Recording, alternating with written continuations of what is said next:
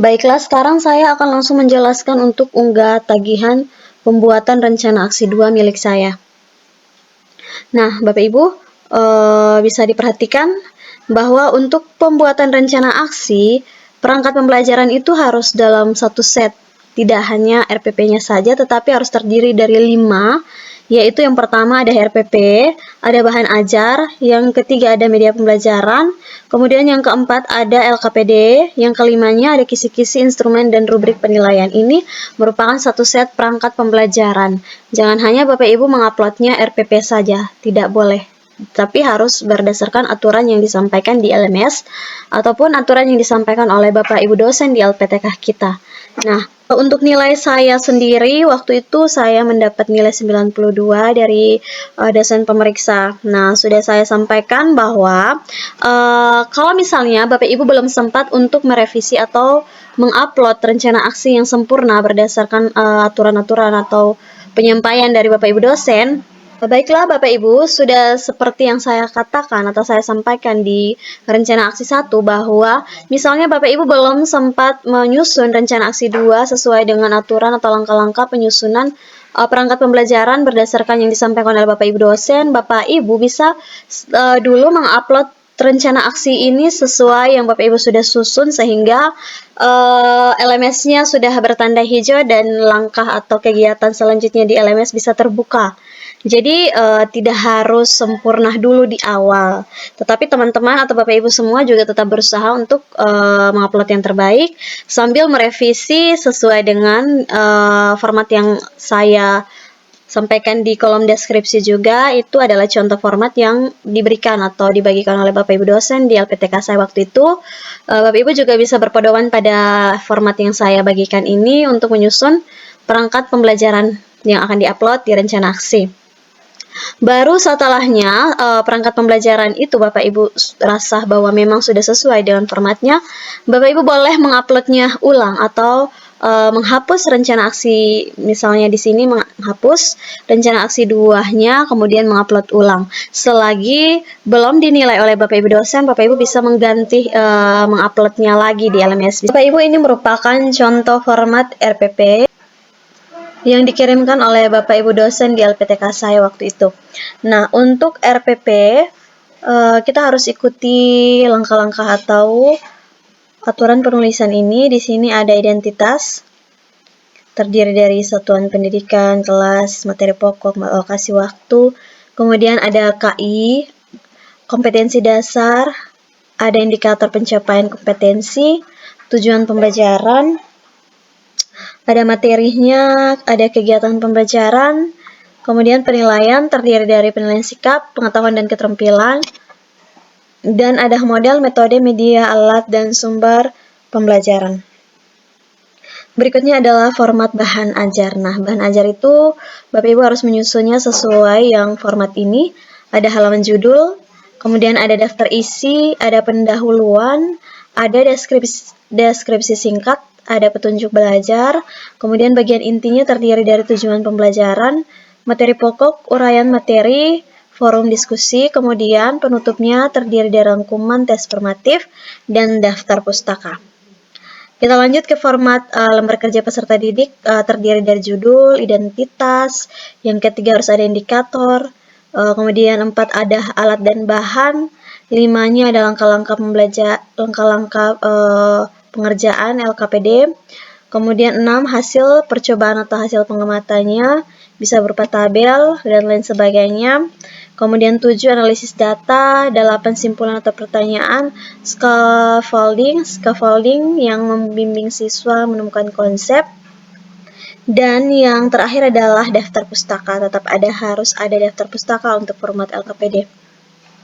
Berikutnya ada format media. Nah, media pembelajaran formatnya harus ada judul, kemudian kompetensi inti, ada kompetensi dasar, ada indikator pencapaian kompetensi, baru materinya. Ini adalah media pembelajaran yang akan Bapak Ibu gunakan pada saat pembelajaran atau pada saat PPL nanti, berupa PowerPoint atau video animasi dan lain sebagainya. Kemudian kita lanjut ke format penilaian. format penilaian itu ada judul, kemudian yang kedua ada kelas atau semester, ada pelajarannya, kemudian boleh ditambahkan subpelajaran, yang kelima adalah nama kelompok atau siswa, yang keenam ada penilaian sikap, ketujuh penilaian pengetahuan, 8 penilaian keterampilan. Nah, ini adalah format penilaian yang harus Bapak Ibu ikuti untuk menyusun rencana aksi 1 maupun rencana aksi 2. Jadi Bapak Ibu boleh mendownload atau bisa mendownload format ini di kolom deskripsi video ini. Kemudian jika ada pertanyaan tentang cara menyusun rencana aksi, boleh Bapak Ibu tanyakan di kolom komentar. Oke, tetap semangat. Jangan lupa untuk like, komen, dan subscribe YouTube channel saya sehingga saya semakin semangat untuk membagikan tugas-tugas yang ada di LMS. Ini adalah perangkat pembelajaran untuk aksi 2 milik saya. Jadi yang pertama itu ada covernya, kemudian baru kita lanjut edit gabung dengan RPP. Jadi RPP-nya saya susun untuk 2 kali pertemuan, jadi pertemuan 1 dan pertemuan 2 juga sudah saya tambahkan di sini. Kemudian berdasarkan aturan yang diformat untuk penulisan atau penyusunan RPP, ada identitas, saya ikuti, ada identitasnya, kemudian ada kompetensi inti, berikutnya lagi ada kompetensi dasar dan IPK-nya.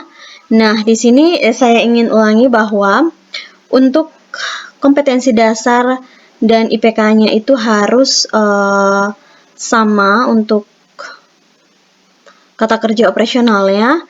Jadi kalau misalnya KD-nya menganalisis, maka IPK-nya harus setara dengan menganalisis atau di atas menganalisis. Jangan sampai di bawah menganalisis atau misalnya C1, C2, dan C3. Tidak boleh.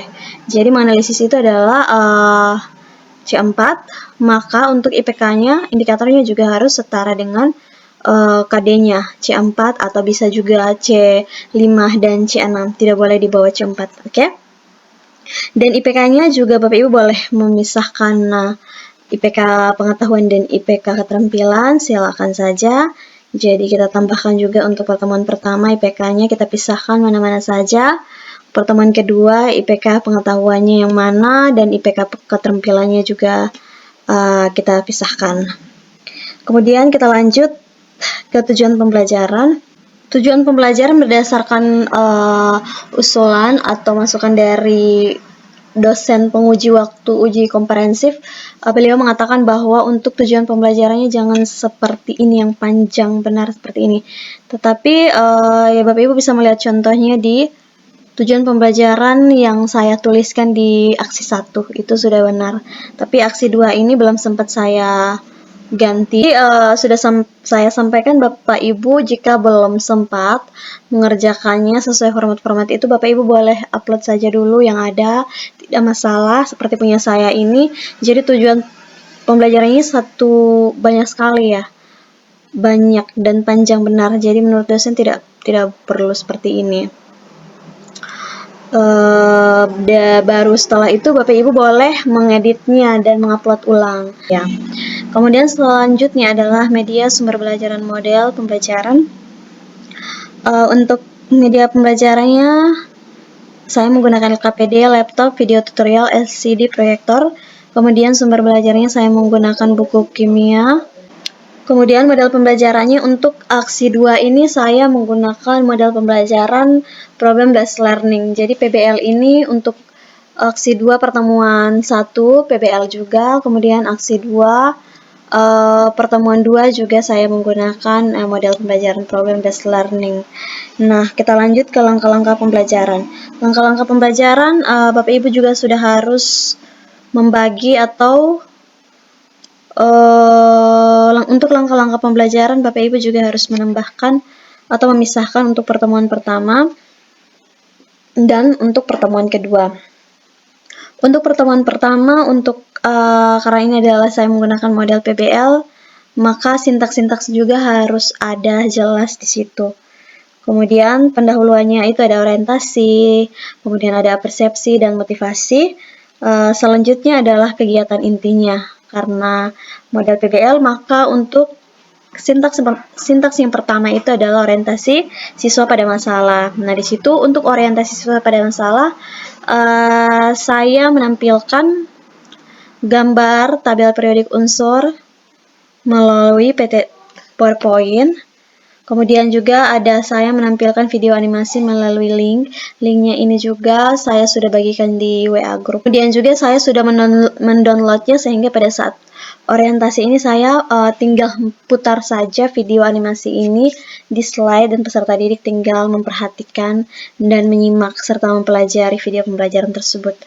Kemudian setelah itu ada pertanyaan-pertanyaan yang diharapkan dari peserta didik. Jika ada pertanyaan, maka kita akan menjawab sesuai apa yang ditanyakan oleh peserta didik. Baru setelahnya, sintaks yang kedua adalah pengorganisasian peserta didik untuk belajar. Nah, di situ kita membagi kelompok, kemudian kita membagikan LKPD agar peserta didik dapat mendiskusikan dan menyelesaikan soal-soal yang ada dalam lembar kerja peserta didik tersebut. Kemudian pada saat mereka mengerjakan atau menyelesaikan LKPD itu kita membimbing penyelidikan individu maupun kelompok. Itu adalah sintaks yang ketiga. Kemudian setelah mereka menyelesaikan LKPD atau menyelesaikan soal-soal yang ada di LKPD, sintaks berikutnya adalah pengembangan dan penyajian hasil. Di situ peserta didik melalui ketua kelompok dan moderatornya mempresentasikan hasil diskusi kelompok mereka, kemudian ditanggapi oleh kelompok-kelompok lain. Setelah itu adalah sintaks kelima, menganalisis dan evaluasi proses pemecahan masalah. Guru membimbing peserta didik untuk menarik kesimpulan tentang materi-materi yang kita ajarkan pada saat itu. Kemudian di kegiatan penutupnya kita melakukan refleksi. Jadi untuk refleksi ini kita meminta peserta didik untuk menuliskan rangkuman apa saja yang mereka dapatkan pada saat pembelajaran tersebut. Baru setelahnya kita meminta beberapa atau 2 atau 3 siswa untuk membacakan rangkuman-rangkuman yang mereka tuliskan di buku mereka. Setelah itu baru evaluasinya kita memberikan soal-soal bentuk isian atau pilihan ganda, terserah Bapak Ibu sekalian untuk kita mengevaluasi pembelajaran tersebut. Baru setelahnya kita memberikan tugas dan berdoa dan memberikan salam penutup. Nah, jadi sudah saya sampaikan bahwa RPP itu harus dibagi memang untuk pertemuan pertama dan pertemuan kedua. Nah, ini adalah untuk pertemuan kedua. Baru setelahnya untuk bahan ajar juga harus kita tambahkan juga satu set. Itu di awal saya sudah sampaikan bahwa harus ada 5 poin di situ, ada RPP, ada bahan ajar, ada media, kemudian LKPD, dan kisi-kisi instrumen penilaian, itu wajib. Nah, ini adalah bahan ajar milik saya. Baru setelahnya adalah ini adalah media pembelajaran berupa PowerPoint yang akan saya tampilkan pada saat pembelajaran nanti. Kemudian LKPD-nya, ini adalah LKPD pertemuan 1 dan pertemuan 2 juga sudah saya tambahkan di rencana aksi 2 ini yang saya upload. Nah, di situ Bapak Ibu sudah saya ingatkan bahwa harus sesuai dengan format yang dibagikan oleh Bapak Ibu dosen. Oke, ini adalah LKPD model problem based learning. Untuk pertemuan pertama dan pertemuan kedua untuk rencana aksi ini saya menggunakan model PBL. Baru kemudian setelah itu adalah kisi-kisi instrumen dan rubrik penilaian. Ini adalah penilaian sikap, rubrik penilaian sikap. Kemudian ada kisi-kisinya. Baru soal post-test yang akan saya berikan kepada anak-anak di evaluasi. Untuk pertemuan 1 dan pertemuan 2 juga sudah saya tambahkan kisi-kisi dan soal-soalnya. Ini adalah soal post-test di pertemuan kedua. Jadi sudah saya sampaikan bahwa Bapak Ibu harus berusaha untuk menyiapkan 5 poin yang akan diupload di rencana aksi 2. Kalau misalnya Bapak Ibu belum sempat merevisi atau mengerjakannya sesuai dengan format yang diberikan oleh Bapak Ibu dosen, upload saya dulu yang ada, sehingga kegiatan-kegiatan selanjutnya di LMS bisa terbuka. Baru setelah itu Bapak Ibu melakukan revisi dan mengupload ulang tagihan rencana aksi 2. Tetap semangat Bapak Ibu. Saya ingatkan lagi, jangan lupa like, komen, dan subscribe YouTube channel saya sehingga saya semakin rajin dan semangat untuk membagikan tugas-tugas saya. Oke?